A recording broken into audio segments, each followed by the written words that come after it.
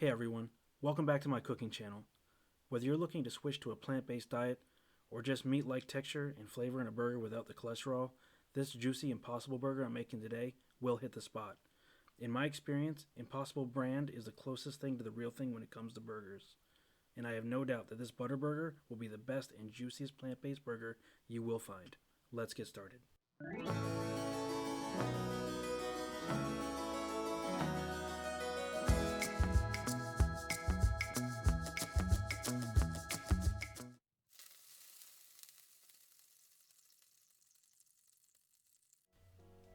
First, we need to make our compound butter. I have my softened butter spread. That just means it was left out at room temperature until soft. I have my herbs, parsley, thyme, salt, and pepper. And I have my sprig of rosemary clipped off my rosemary plant.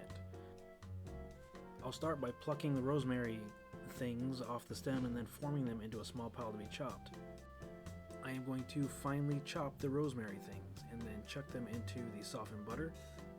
And make sure you add the 1 clove of garlic that I did not tell you about earlier. Now, I will tell you that you do not have to add the garlic and rosemary and mix, and then go back and add the rest of it and mix again. That was just me being stupid. You can add it all at once and just mix one time.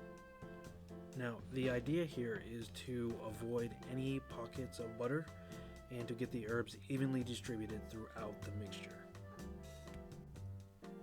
So for the wrapping of the butter, I'm using plastic wrap, but you can use parchment paper and just fling the softened compound mixture in the center. We want to tightly wrap it, get the air out if you can, and then once it's tightly wrapped, we're going to put it in the fridge and let it harden for a few hours. Once the butter has had time to harden, then we can start prepping our patty. Rather than using the pre-made patties you can buy from Impossible in the stores, I instead will be using a full 12-ounce block. That way I can make it exactly how I want it, and this will be a very big burger. Once you have your Impossible product unwrapped and put on a cutting board, hopefully one that's much nicer than mine. This cutting board is an utter piece of crap, but it's the only one I had clean at the time. If you have a cutting board like this, just placing a towel under it will fix the problem, but I didn't. Anyway, you're going to take your 12-ounce block and split it equally into 2 parts. With one of the halves, we're going to start forming the bottom part of the burger patty. Once you work it down to your desired diameter and thickness, you can start to cup out the center. This is where the butter is going to sit inside the burger patty. And if this were a real ground beef burger patty, it would also help prevent the burger from swelling in the center while you cook it. So we're going to take out the compound butter from the wrapper. It's a lot easier to do with dry hands rather than the slimy hands you get from handling the Impossible meat. But once you finally get it unwrapped, you can take a few pieces off of your stick of butter and place it right in the pocket you formed earlier. Any leftover butter you can put back in the fridge. It will keep for a few days and you can use it for something else or another burger if you want.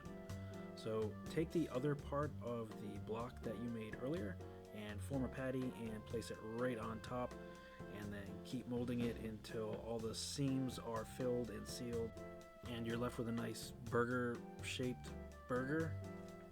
So I'm preheating a cast iron pan to the higher end of medium low. That's grapeseed oil, by the way.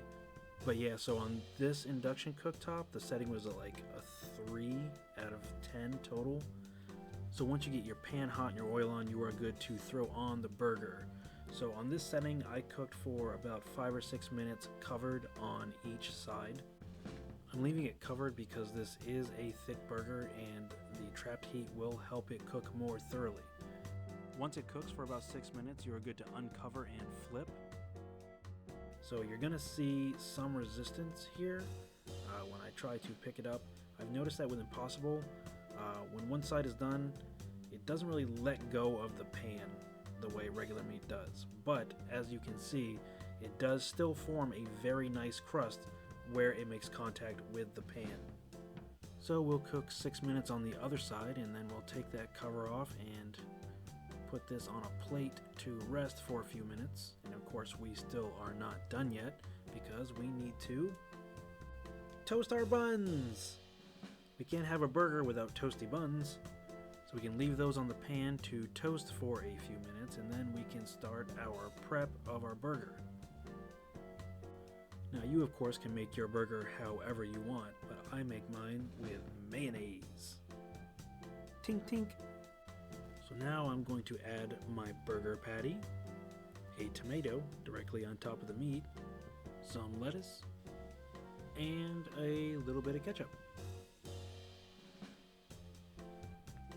Throw the bun on top and we are almost done. But we have a completed Impossible Butter Burger. Look at the size of this thing.